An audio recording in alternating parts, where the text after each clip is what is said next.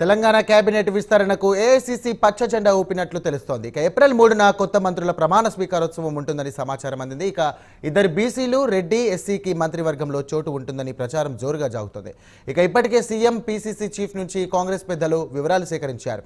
సుదర్శన్ రెడ్డి, రాజగోపాల్ రెడ్డి, మల్రెడ్డి రంగారెడ్డిలో ఒకరికి చోటు దక్కే అవకాశం ఉంది. ఇక బీసీల్లో శ్రీహరి ముదిరాజ్, ఆదిరి శ్రీనివాస్కు, ఎస్సీలో వివేక్ వెంకటస్వామికి చోటు దక్కే ఛాన్స్ కనిపిస్తోంది.